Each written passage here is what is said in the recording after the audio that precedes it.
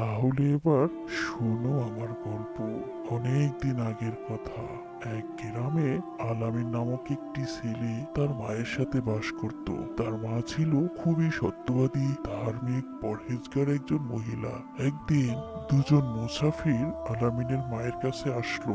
আসসালামু আলাইকুম রহমতুল্লাহ। ওয়ালাইকুম আসসালাম রহমতুল্লাহ। মা জননী, শুনেছি এই গ্রামের মধ্যে তুমি একজন সত্যবাদী পরহেজগার মহিলা। আমরা দুজন মুসাফির, তাই আমরা তোমার কাছে আমাদের এই পুটলিটি রাখতে এসেছি। আমরা সফর শেষ করে আমাদের পুটলিটি দুজনে একসাথে এসে নিয়ে যাব। এই নাও মা। ঠিক আছে বাবা, আপনারা কোনো চিন্তা করবেন না। আমি আপনাদের আমানত খুব যত্ন সহকারে রাখবো ইনশাআল্লাহ। এভাবে দুজন মুসাফির আলামিনের মায়ের কাছে তাদের মূল্যবান একটি পুটলি রেখে যায়। এরপর বেশ কিছুদিন কেটে গেল। একদিন আলামিন স্কুল থেকে বাড়ি ফিরল। তার খুব ক্ষুধা লেগেছিল।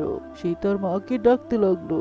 মা, ও মা, মা, আমার খুব ক্ষুধা লেগেছে, তাড়াতাড়ি আমাকে কিছু খেতে দাও তো। মা, ও মা।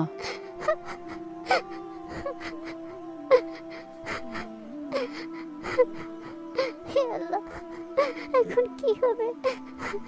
আরে কি হয়েছে মা? তুমি এভাবে বসে বসে কাঁদছো কেন? কি হয়েছে? কি আর হবে বাবা, সর্বনাশ হয়ে গেছে। আমি আর গ্রামে মুখ দেখাতে পারবো না। এখন আমি কি করব? আরে কান্নাকাটি থামাও, আগে বলো তো হয়েছেটা কি? বলছি, কয়েকদিন আগে দুজন মুসাফির এসে একটা পুটলি আমার কাছে রেখে যায়। ওনারা বলল তারা দুজনে সফর শেষে একসাথে এসে সেই পুটলিটি নিয়ে যাবে। কিন্তু কিন্তু কিন্তু আবার কি? তুমি কি সেই পুটলিটি হারিয়ে ফেলেছো? না রে বাবা, হারিয়ে ফেললে তো ভালোই হতো, তবুও নিজেকে দোষী মনে করতে পারতাম। কয়েকদিন আগে সেই দুজন মুসাফিরের মধ্যে থেকে একজন এসে মা জননী, আমাদের সেই পুটলিটি আমাকে ফিরিয়ে দাও। আমার বন্ধু রাস্তার ওই পারে দাঁড়িয়ে আছে। সে খুবই ক্লান্ত, তাই আমি একাই আসলাম। আমাদের অনেক দূর পথ যেতে হবে। তাড়াতাড়ি আমাদের পুটলিটি ফিরিয়ে দাও। আমি সরল বিশ্বাসে সেই লোকটির হাতে পুটলিটি দিয়ে দিলাম, কিন্তু আজ আবার সেই দুজন লোকের মধ্যে অন্য লোক এসে আবার সেই পুটলিটি আমার কাছে চাচ্ছে। আমি কোথায় থেকে সেই পুটলি দেব? উনি বলছেন মা জননী, আমি তোমার কোনো কথা শুনবো না। ওই পুটলির মধ্যে আমাদের দুজনের সমান ভাগে স্বর্ণমুদ্রা ছিল। সে আমার সাথে বিশ্বাসঘাতকতা করেছে। সে লুকিয়ে আমাকে না জানিয়ে এখানে এসে পুটলি নিয়ে গেছে। তুমি তাকে কেন পুটলিটি দিলে? তোমার সাথে তো কথা ছিল আমরা দুজনে একসাথে এসে পুটলি নিয়ে যাব। তাহলে তুমি কেন তাকে পুটলি দিয়ে দিলে? এখন সেই পুটলির অর্ধেক হিস্সা আমাকে কে দিবে? তোমাকে এর জরিমানা দিতে হবে। আমি যাচ্ছি কাজীর কাছে। বিচার করে আমি আমার হিস্সার ক্ষতিপূরণ তুলেই নেব। এই বলে লোকটি কাজের কাছে চলে গেছে। এখন আমি কি করব বল বাবা? কোথায় থেকে এতগুলো স্বর্ণ মুদ্রার জরিমানা দেব? আর গ্রামে বা আমি কেমন করে মুখ দেখাবো? আমি কখনো কারোর সামনে বেপরদা হয়ে চলি না। আজ কাজে এসে আমার বাড়িতে আমার বিচার করবে। এই লজ্জা আমি কি করে ঢাকবো বাবা? তুমি কেঁদো না মা, আসুক সেই মুসাফির, দেখি কাজী কি করে তোমার বিচার করে। এরপর সেই মুসাফির কাজীকে নিয়ে আলামিনের মায়ের কাছে আসলো। শোনো আলামিনের মা, এই লোকটি তো ঠিকই বলেছে, তুমি শর্ত ভঙ্গ করেছো। কথা ছিল তারা দুজনে আসলে তবেই তুমি পুটলি ফেরত দেবে। তাহলে ওই লোকটিকে তুমি কেন পুটলি দিয়ে দিলে? এখন এর জরিমানা তোমাকে দিতেই হবে। হ্যাঁ হ্যাঁ, ওই পুটলিতে আমার 20,000 দিরহামের সমপরিমাণ স্বর্ণমুদ্রা ছিল।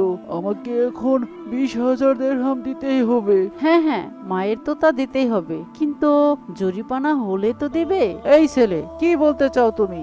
জরিমানা হয়নি মানে? তোমার মা নিজের মুখে স্বীকার করেছে সে পুটলি অন্য মুসাফিরকে দিয়ে দিয়েছে। হুজুর, আমার মা যাই বলুক, কিন্তু শর্ত ছিল দুজন মুসাফির একসাথে এসে আমার মায়ের নিকট থেকে তাদের পুটলি ফিরিয়ে নেবে। তাহলে এই মুসাফির একা কেন এসেছে? শর্ত মোতাবেক দুজন মুসাফিরকে তো একসাথে আসতে হবে, তবেই না আমার মা পুটলি ফেরত দেবে। দেবে। বলুন, শর্ত ছিল না আপনারা দুজন একসাথে এসে পুটলি ফেরত নেবেন? তাই তো, তুমি তো একদম ঠিক বলেছো ছেলে। কি বলেন মুসাফির ভাই, কথা কি সত্যি?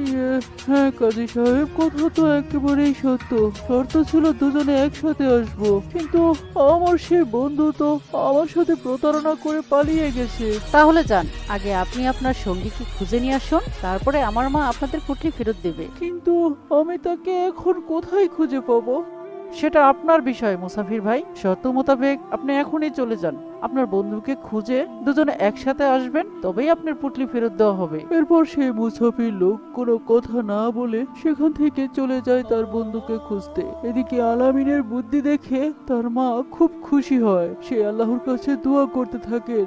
বাবা আলামিন, আল্লাহ তোকে এত জ্ঞান দিয়েছেন, আজ আমি সত্যি অনেক খুশি বাবা। আমাকে তুই কত বড় লাঞ্ছনার হাত থেকে বাঁচালি বাবা। আল্লাহর কাছে আমি দোয়া করছি, আল্লাহ পাক যেন তোকে একদিন অনেক বড় আলেম করে দেন, অনেক বড় জ্ঞানী বানিয়ে দেন। আমিন। আলামিনের প্রতি মায়ের এমন দোয়া দেখে আসমানের ফেরেশতারাও দোয়া করতে থাকে। আল্লাহ পাক মায়ের দোয়া কবুল করলেন। একদিন বড় হয়ে আলামিন সত্যি সত্যি অনেক বড় আলেম হলেন। দেখেছো মায়ের দোয়ার কত পাওয়ার।